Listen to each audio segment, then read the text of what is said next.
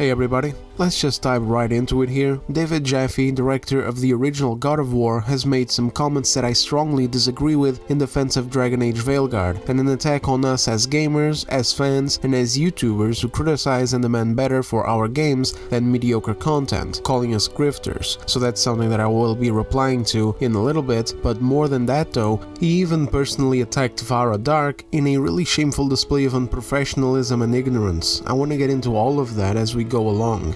If you're somehow not aware of who Vara Dark is yet, she's a very popular content creator covering news in the entertainment industry, as well as doing commentary on what's going on and streaming games. More importantly though, she's an advocate against censorship and the propagandization in the entertainment medium, which is precisely why she got insulted by David Jaffe. If what she says on her channel was in line with his beliefs and standards, then she would no longer be a grifter who only got there by being a woman. Instead, she would be a brave and strong voice in the industry. But I'm getting ahead of myself, so let's take a couple of steps back. I don't really include myself on David's YouTube grifter list. I'm still far too small and I go totally unnoticed by these big channels such as Vara and even David himself, but I definitely include myself as a gamer and a fan of this medium who spent 100 hours playing Veilguard in order to dissect it in my own videos. I know what I'm talking about when I complain about this game, and people like David here have the nasty habit of shutting down criticism by calling people grifters.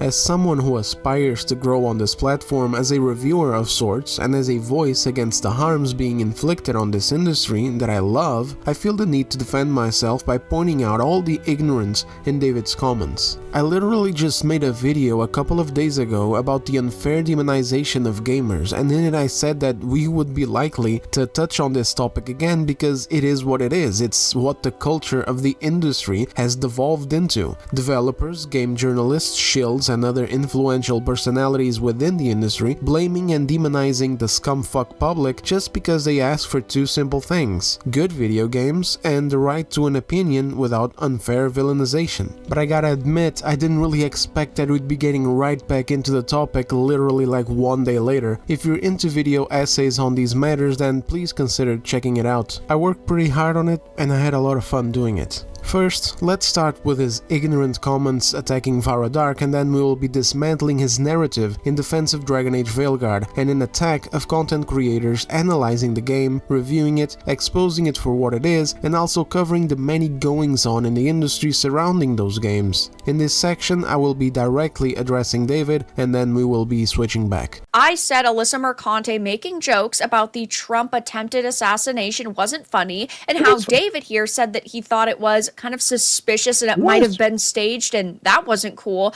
But he whipped out a book about the WWE and Vince McMahon and said, oh, there's a lot of information about Trump in here and how he's good at understanding an audience and entertaining a crowd. But that's literally anyone in life, let's be honest. Every single political candidate is just trying to convince you to vote for them. Trump is just extremely good at it. But at the end of the day, every single politician is like this, but instead, he decides to single out Trump, which is just absurd. There's a book, I had the author on my show, it's called Ringmaster. It's a great book. There is an entire chapter about the relationship between sex creep offenders, some of the shit he's alleged to have done, Vince McMahon and Donald Trump. Him and Vince McMahon have a close relationship, they talk a lot. And he breaks it down into how Vince McMahon's tactics of building up an audience and staging things and doing kayfabe, which again, look into it, is being, according to the author, replicated as Trump was the president, ran for president again. It's just read a little bit. You've got to do the research, lady. I didn't just pull out some rando book on the WWE. I pulled out a book about the fucking thing I was speaking about. Okay, so let me get this straight. Vara says that Alyssa Mercante's jokes about the assassination attempts are not funny, and then you come in with that book which has a chapter talking about the relationship between Vince McMahon and Donald Trump, where the author writes a lot about, let's say to keep this short, Vince McMahon's showmanship. The way Vince captivated the crowds, the way Vince staged things, etc. Again, his showmanship. And how, in the author's personal view, Donald Trump has been replicating through his presidential campaigns. You use these arguments from reading that book to raise questions about the validity of the assassination attempt, which you yourself admit you're not even sure about, despite reading that entire fucking book and having the author over on your show. But then you get mad at her and tell her to do her own research as if this book was stating some solid facts that she just brushed over? Read a little bit. You gotta do the research, lady. What research and for what, David? You read it and you had personal insight with the author on your show and you're still unable to be sure about it being staged or not. Do you not see the ridiculousness of your claims and how stupid you look trying to call her stupid for basically ridiculing that you would use a chapter from that book as some sort of piece of evidence or whatever for questioning the validity of the assassination, even though it wasn't even enough to convince you? What would even be the point for her to read the book so that she can reach the same conclusion as you where neither of fucking both of you know what's going on? So now that you read the book, lady, what do you think? I don't know, David. What do you think? Well, I don't know either. Then David goes on this rant. And do I think Trump's assassination was staged? I don't know. But I'll make a deal with you. If you think that's beyond the pale and hard to believe, I don't know. Then you guys talking about, hell, going back to Barack Obama not being a citizen, or you guys talking about kids going to school and coming home a different sex. Your kid goes to school and comes home a few days later with an operation. The school decides what's going to happen with your child. Do you really want to go toe-to-toe with which political party, Vara, offers up a trough of horse shit? Who's got the most horse shit? Which is just funny to me because, like, first he's shoving her into this you guys box, which is another sign of intellectual dishonesty and cult-like thinking. Basically, he sees her and he sees an alt-right just because she doesn't fit into the mold that he fits into. Like, just because she's not sucking up to every far-left ideal, she's automatically supposed to be some alt-right caveman who literally believes every far-right conspiracy or something like that. Like, oh, you guys don't think Obama is a citizen. Oh, you guys literally think that kids are getting kidnapped for days, having operations somewhere in some back alley, and then getting sent back home. Like, my brother, you've gotta lay off the candles. As far as bullshitting people goes, are you seriously going to be making that argument when far leftists cannot even clarify what a woman is and believe that there's infinite genders? It's all just dependent on how you feel. Like, they're literally either describing personalities, vibes, or mental illnesses, like for example this one here, which is about autism, but then they're just calling it a gender instead. I mean, Jesus, we don't even have to get that far. Just look at Joe Biden. That dude has dementia and everyone is still just pretending like he doesn't. We can all see it. It's right there, especially for those of us who had family members with dementia, like damn. And before he backed out of the race and put Kamala in his place, everyone, you know, the media, celebrities, etc., anyone who would back the Democratic Party were like, this guy's fine, he's perfect, he's doing just fucking fine. Like, sometimes you would see someone talking about it, like for example, that guy from the Young Turks, but the legacy media, they were all in on bullshitting the public that Joe Biden was fine. David, at the end of the day, every side bullshits people. Every side has their agenda that they want to push, but right now, make no mistake, the far left are the top fucking tier bullshitters in active service. The manner of bullshitting that they engage in is mind-numbing. At this current moment, a left-wing politician or activist will have the balls to come up to you and tell you that the sky is green while you're both looking at it on a clear sunny day, and if you dare say that it's blue, they're gonna call you a bigot for it. And not only that, but they have the ability to have the fucking media from A to Z telling everyone that the sky is green as well. And not even entertainment is safe from it. That's why right now sometimes we get video games trying to tell us that the sky is green as well. Very little seems to be safe from their reach, and that is precisely why the left is the top tier bullshitter right now. I don't have right-wing fucking propaganda in my video games. At the very least, I can say that about them. I mean, you're not educated enough. You're not bright enough, Vara, to talk to me or to talk about what I talk about. You're just not. Some people are really fucking stupid.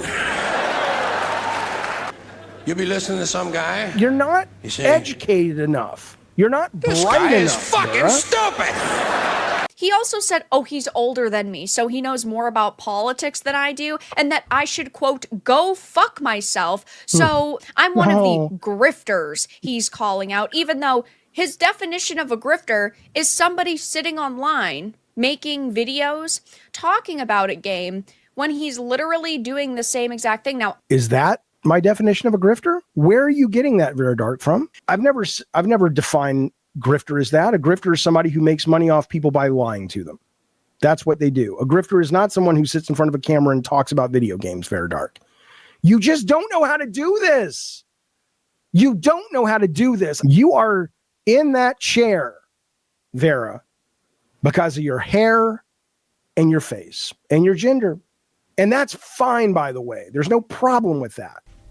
I love how the mask slips off right here. He basically says that she is in the position that she's in because of her looks and because of being a woman, as if her place is not deserved by merit and hard work, but simply because of her gender. He catches himself in the end and just drops that. And that's fine, by the way, there's no problem with that. Because of course he has to in order to maintain his fake persona of progressivism, even though inside he's hiding a deeply misogynistic view.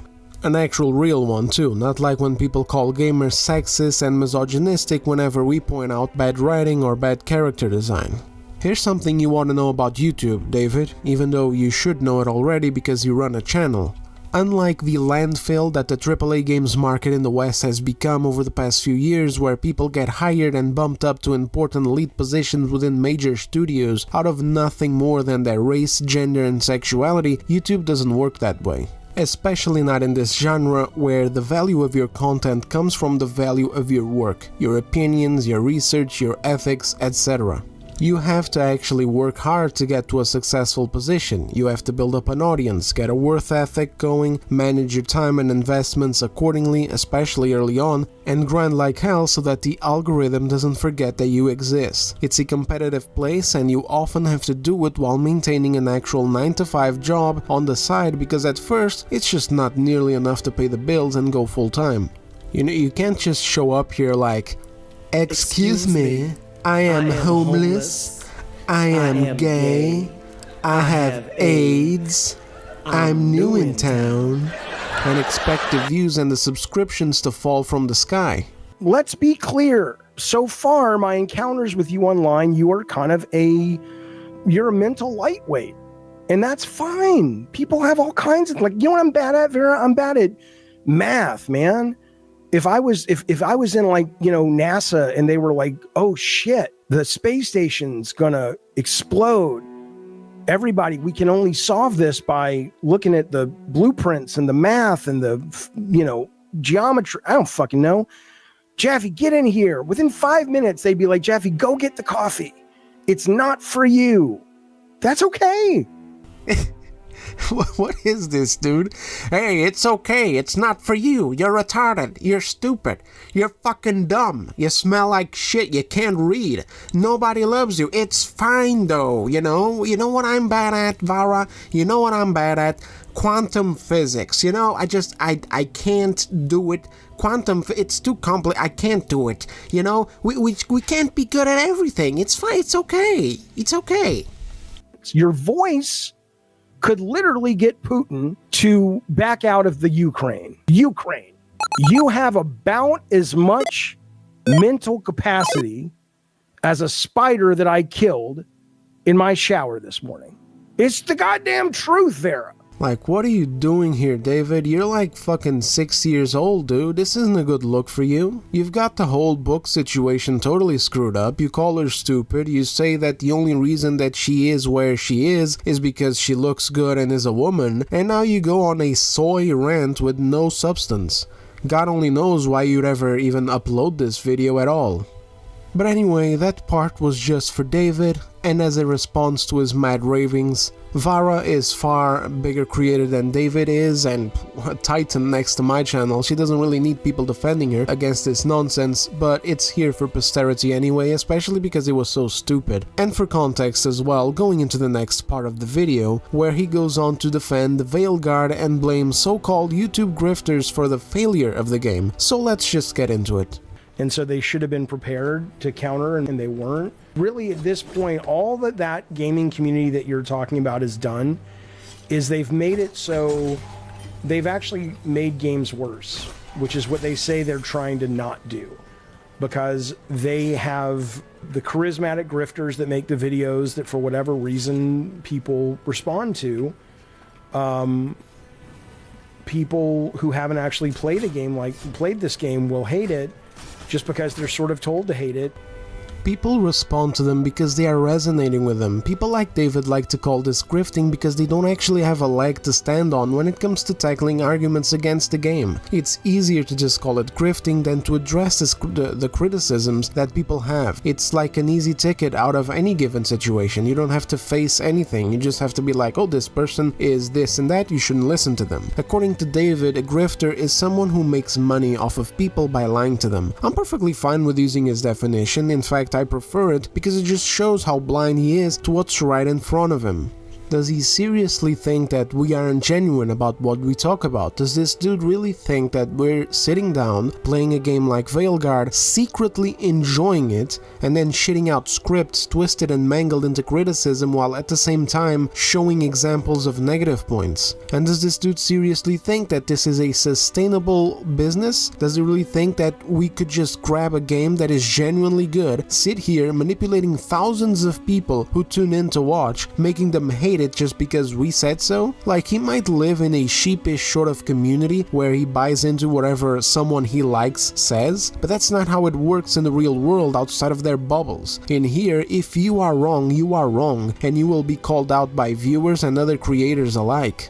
And by that metric, wouldn't it be much more profitable for us to just admit that we're actually in love with Veilguard? I mean, if people just listen and believe to anything we say anyway, why not get in the good graces of BioWare? Get sent preview codes to be able to make even more content on it before launch, and then also get free copies to get our grift reviews ready for the embargo date. That way, we'd not only be getting paid for our grift, but we would also be getting the access to more BioWare and EA products in the future, which would only benefit us further. David, you're really not good at this. You gotta do the research, David. Like, damn, I want to get early review codes. I want to be able to have everything prepared before launch. I don't want to be in the situation that I am now, where we just entered December. I haven't even published my last part of the review of Veilguard yet. I still have to do that after finishing the game. And I also want to publish another Veilguard video, tackling the bullshit in all of these glowing reviews that showered the game in praise that simply does not exist, that does not stand up to scrutiny.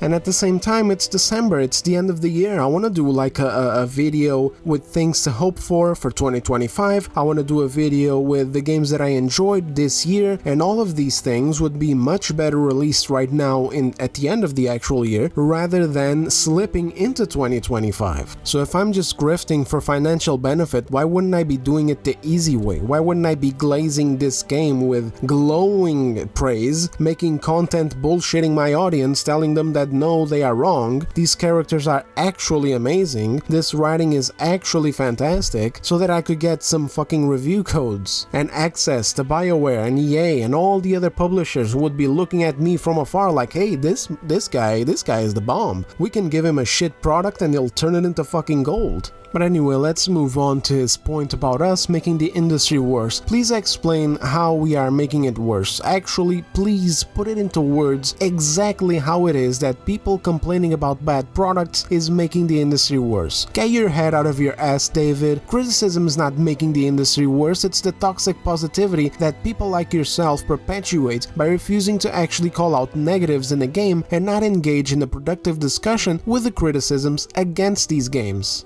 Oh sure, you say that the game has bad writing, specifically the bar scene with the push-ups, but you immediately brush it aside. It's like, oh, bad writing, but anyway, I see this in so many places. Like, I watched Modismal review of Veilguard after people pointed me to go check it out, and I saw this sort of attitude towards the negative points of the game there as well. They just speedrun past them. They don't give them the actual impact that corresponds to the thing that they're pointing out. It's like, the game's great, I had a lot of fun with the combat, a great character, you know, there's some negatives, like for example, sometimes choices don't really matter, but anyway, the game is great, I really enjoy it, great game. The game is great, it's phenomenal, it's the best game, some say that, some say it's the best game. I think it's amazing, I walked in, I said, wow, this game is amazing. A bit cringe in the dialogue, but an amazing game. Reviewers in the industry end up glazing these games which are either fine and need to be rated accordingly, because if we just give 9s and 10s to games that are fine, we're sending the message to developers that the mediocrity was great, like the people at Ubisoft, for example, who actually look at Metacritic score as a metric for success of their games, while ignoring the user score or even the sales. So of course, because of that, people are going to go out and find alternative media, and they're going to find channels like Vara Dark and others, and they're going to start listening to them instead, because there's authenticity and there is a willingness to talk about the negatives of a game and of the industry in general, rather than just doing this surface level review with a positivity filter and a high score. A review must be held to a higher standard. If as a content creator you want to do separate videos just talking about the positives of a game only, you can do that, it's perfectly fine, but when you're doing a review, it demands more attention and demands more honesty and demands more responsibility to the consumer. And so what does EA do next time? They don't make Stellar Blade. They just continue to sort of, vanilla the fuck out of everything they work on and make sure that no one's going to have anything to complain about. Wow, what the hell is he talking about? Dragon Age Veilguard is the vanilla. What delusional take is this? Dragon Age Veilguard is parsed through an ideological and political correct filter so thick that it strips away anything at all that could be construed as slightly offensive, inappropriate, risky, or that could pass as a statement of some kind. Veilguard is the safest slop that anyone could do. This is actually my main criticism in my videos, that the game is boring. Far be it from me to not give some examples about this though, but let me play a bit more of David's video so that I can take out two birds with one stone. There are people that are selling a narrative that, as someone who has played 22 hours of the game, I don't think that narrative is there, that this is some... you can't take 2 steps forward in the game without hearing about some kind of LGBT quote agenda or propaganda. I mean, I'm 22 hours in. I really haven't, there's nothing in there. There are things in there like that if you search for them, and there may be things coming up where you can't avoid them if you wish you could avoid them. But for 22 hours, I haven't really seen anything other than you can romance if you choose, or at least you can try to. I haven't tried. So I don't know what the response would be. Same-sex characters as your main character. And I think, or I know at the beginning, but I don't really know what it means. There's some kind of weird language about, do you want to be a trans character or not, or something in some choice, which I didn't understand. So I just, He claims that so far all that he's seen is that transgender thing at the start of the game, and then the option of romance with same-sex characters, which isn't even relevant to this discussion because the past games had that and people didn't complain about it. He mentions he's 22 hours in at this point in his playthrough. Now, I can't really remember what it was like for me 22 hours in. It's hard to measure this in an RPG where you waste a lot of time exploring or focus on the story instead. 22 hours in, for example, I'm pretty sure I didn't even have time unlocked as a companion yet. I spent 100 hours slogging through the vast majority of the content in this game to be fully versed in everything that I wanted to talk about, while also desperately clinging on to hope that the game would get better at some point, but it never really did. So I can confidently say that the ideological injections in Veilguard come in 2 different kinds of ways. It's not just a simple direct element placed into the game, of which there still absolutely are. You can watch my deep dive on Tash to get plenty of examples of that garbage. But it's also in there in this different, weird, abstract way. Imagine, if you will, a thick mist of sorts, like a big heavy wet cloud, enveloping all the content in this game, raining onto it little droplets of ideological nonsense. Or in a less abstract way, imagine an ideological filter through which all the content is parsed through. That's what's going on with Veilguard. It's present, for example, in heading out to recruit the assassin, and he's not an assassin because that's morally bad. So they're just freedom fighters, really. Plus the entire Antivan Crow as a faction have been turned into pussies. All things that made them dark and interesting are gone. Same with the Wardens. You go to ask them for help and they're just a bunch of cartoony NPCs, same as everyone else. If you're a newcomer to the Dragon Age series, you would never guess that these were supposed to be hardened warriors that had to put themselves through an insane life-threatening ritual to imbibe the very corruption that they will soon be forged to fight against. And that most who undertake this ritual die, and only the toughest survive. Same with the treasure hunters and Isabella. This ideological mist hovering over every aspect of Veilguard is so thick that they can't even have a faction that is akin to a thieves guild or an Indiana Jones type of people, because that would mean that they steal things that don't belong to them. It would mean that they would go after lost treasure from different cultures, so instead, they only ever steal from the rich and they deliver every treasure that they find to their appropriate cultures. Same with Tevinter. It's supposed to be this truly harsh place where there's a lot of racism, elitism, slavery, etc. against elves especially, yet when you get there, none of this is present anywhere, it's the same as everywhere else. An extremely rich and multicultural place, ripe with people of all sorts of races, ethnicities and etc. walking around together. How does Veilguard try and make it look more dark and oppressive as it was supposed to be in the lore? Rain. They made it so that it always fucking rains in there. This concept goes on in this game, even affecting gameplay by removing blood magic from this game because they decided that it would be an unequivocally evil aspect of the story and lore. You could say that, oh, this doesn't count, what counts is characters being gay or trans or LGBT or whatever. But it does. It is still something that is ideological. It's things that are changed and presented as they are in accordance to this obsession with having to be soft and politically correct and safe for everyone. And it would never happen if you had developers working with full creative freedom and who have deep understanding of their franchises and their audiences, which was not possible here because they prefer to place a Sims developer as the director of the next sequel entry of this dark fantasy franchise. These are the people that, are influencing something. Don't know why. Don't know why, but they are. They're not influencing anything, they're talking about what's right in front of everyone's faces, hence the aforementioned resonance with the gaming public in their audiences. If anything, the only people influencing anything are the game development studios, the consultant companies like Sweet Baby Inc., who have already explicitly mentioned what their goals are several times before, and companies like BlackRock that also explicitly mention what their goals are, and of course the gaming news media who constantly lie and manipulate their audiences, trying to nudge us into playing the games that are compatible to their agendas like Dustborn and Star Wars Outlaws over the summer, while trying to take down the games that aren't, such as Black Myth Wukong, using their power and influence as gaming news outlets. I have a whole video covering this matter, it's the second one I made here on the channel. This is all stuff that David denies is happening in another video that he followed up on. Here's the clip.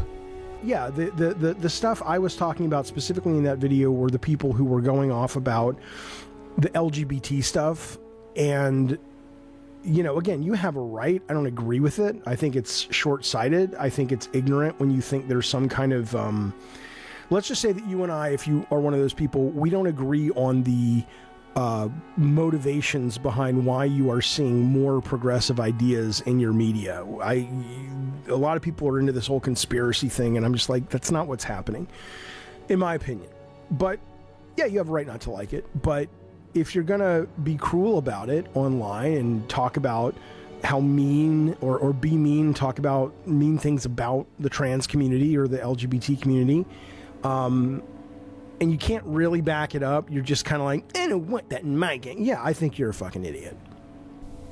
He just denies it there, saying that it's his opinion. Well, David, when you have this much shit pointing to what's going on right in front of your eyes and you just put your blinders on, it's not called having an opinion, it's called running away from having one. I think that deep down, David knows that if this stuff is true, it's not only morally wrong and fucked up that it is happening, but it's also deliberately hurting the communities that he says he cares so much about, because it is literally painting big fucking bullseyes on their backs by attempting to speak for them, propagandize media and society through them, and pass on fucked up messages that will never be accepted by society, like the one in the misgendering scene.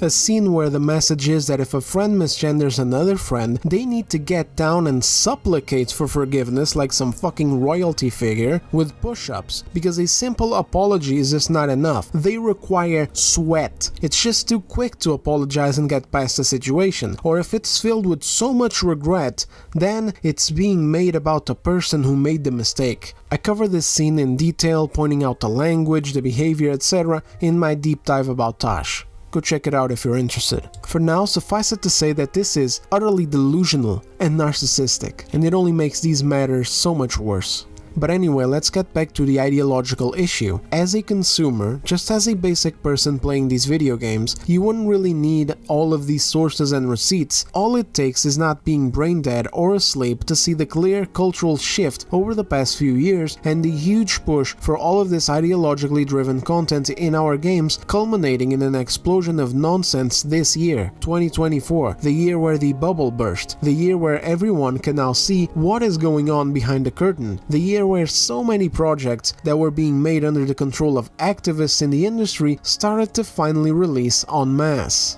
leaving us all jaw-dropped with each new release. Oh, Soy Squad? It can't get worse than this. Oh, Concord? This is the worst it can get. Surely we won't be able to see anything worse than this. Oh my god, Dustborn. Okay, for real now, guys, surely it cannot get worse than this. Like, this is it. This is the pinnacle. Nothing can beat this. Holy Jesus. What is that? What the fuck is that?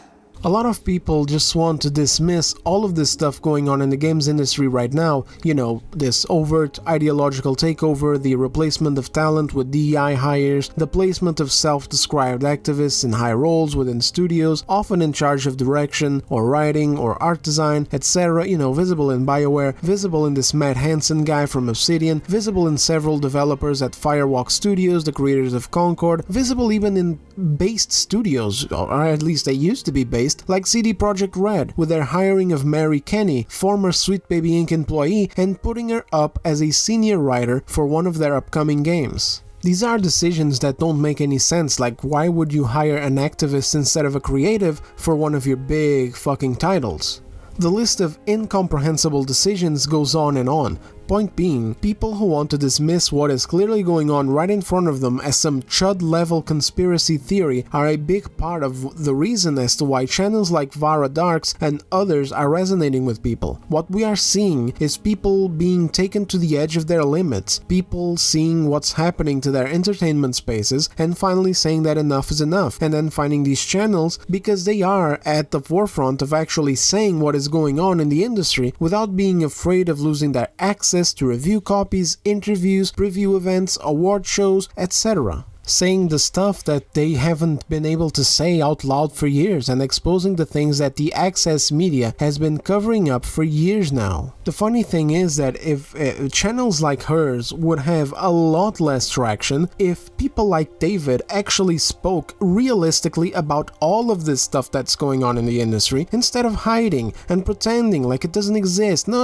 it's a conspiracy. No, I disagree. No, none of this is happening. Which brings me to who the actual grifters are around here. It's the access media, it's your IGNs, it's your Kotakus, it's your The Gamers and your .esports, etc. Plus all of the other garbage outlets out there who cover Hollywood, Disney, Marvel, etc. who are hilariously often all owned by the same entity or conglomerate, spewing the same controlled message in slightly different words. These are the grifters, David. They're not interested in telling people the truth. That's why they hand out 9s and 10s to Veilguard, a game that you yourself admitted is not a game that should be rated that high. Sometimes it's like you're skirting the lines of the truth. You're gaining a little bit of awareness of self and a little bit of awareness of what's going on around you, but then you jump right back into your box and you put your blinders on. These are outlets who will contradict themselves in their very own reviews, like IGN saying that this is a 9, a return to form, the very best that BioWare has ever done, and yet they finish their review with, if no other Dragon Age game gets made, at least the series went out with a bang. Why wouldn't another Dragon Age get made if it was indeed that good of a game? Are they stupid? With EA, they'd be whipping them to get another Dragon Age cooking immediately, and whipping them to get some expansions to monetize this game some more. There is a clear disconnect between audiences and how they feel about these games and the reviews and messaging that these media outlets push. Something for people to keep an eye out in the future too is stuff like this. I wish I had more examples of it, but yeah, I've only started gathering receipts on nonsense like this since September, when I started the channel. It's this phenomenon where these game journalists outlets are blindly praising the game one day, and then in another day they're doing negative articles and begging gamers to start trusting them again. But then people like Vara Dark and others are the grifters? For what? For playing the games and finding them lacking and consistently criticizing it and exposing all of the bad stuff in the games and surrounding them in the industry? Like for example talking about Matt Hansen losing his shit and advertising his upcoming game as something made under the influence of owning the chuds? Why would this be grifting? The guy just said something very damning about the integrity of his game, letting everyone know that his game is basically for no one. Because you look at these people's definitions of a chud and it's basically anyone who isn't a far-left extremist. Basically you step out of the line ever so slightly and you are a chud. Enjoy Stellar Blade? Well, big mistake. That game is for gooner chuds who don't care about the deeply troubling issues of unhealthy body and beauty standards. Enjoy Black Myth Wukong? Ah, see, nothing I can do there. You're a chud who doesn't care about the shameless lack of diversity and inclusion in Chinese mythology. And in the world of politics, it's also like, oh, what's that? You respect trans people's rights to transition as adults, but you're not okay with the transitioning of children? Be careful, that's chud adjacent. You would do well to change your views on that if you don't want to literally go down the alt-right pipeline. I'm just saying, I'm just being your friend here. You wouldn't want to lose your cool lefty card. So honestly, why should we care about being called that word anymore? Why should we care about being called grifters? It's meaningless. It's like bigot, racist, homophobic, transphobic, sexist, misogynist, etc. It's all just meaningless now. There's no weight to any of these words anymore. People throw them around like baseballs. To David, these people are called grifters because they're saying things that disagree with him and his views. They are grifters because they have power and an audience, and he does not like that. He doesn't like that someone is calling out all of this shit and that people are resonating with it. But deep down, the only reason why it's working in the first place is because it's true. You can't just make shit up and have it manifest into reality. If none of this crap was real, we'd be looking like lunatics shouting into a microphone. All that people can do is point it out. That's it. Point it out and criticize it instead of just pretending like it's not happening and recommending garbage to our audiences. The game is in the situation that it's in because it sucks. On its own is a mediocre game, and as a Dragon Age game, it's terrible. This is the result of the work of the developers and the failure of EA as a publisher to let this happen. For a guy trying to call someone else stupid, this has left much to be desired. In fact, with his take on Veilguard alone, it makes me wonder how an industry veteran can be so out of touch with reality to the point that some random woman with a YouTube channel whom he deems intellectually inferior ends up having much more realistic takes about what's going on in the industry. It just goes to show you that even if you're dealing with a game journalist or a game developer with experience in the industry, it doesn't mean that they'll always be having the correct take on whatever it is that's going on. We saw that with Jason Schreier too just a few weeks ago as he tried to cover for Veilguard before deleting his tweet upon realizing just how abysmally wrong he was. And in this case here, it's the same. I'm sure David Jaffe knows a lot more about the process of game development than myself or the average consumer, but this only goes as far as the game development goes, not game quality nor the general state of the industry and what people actually want to play. Which shouldn't really be that surprising anyway, to be honest. I mean, if I go to a mechanic and I see him spraying the inside of my car with gasoline and then lighting it on fire, I don't really need to be a mechanic myself to be able to tell that he's fucking me over. Anyway, thanks for watching, fellas. If you enjoyed the video, be sure to give me a like and subscribe if you're new for more on what's actually going on in the entertainment industry and future videos more centered on games, video essays, etc. Have yourselves a fantastic day, and I will see you on the next one.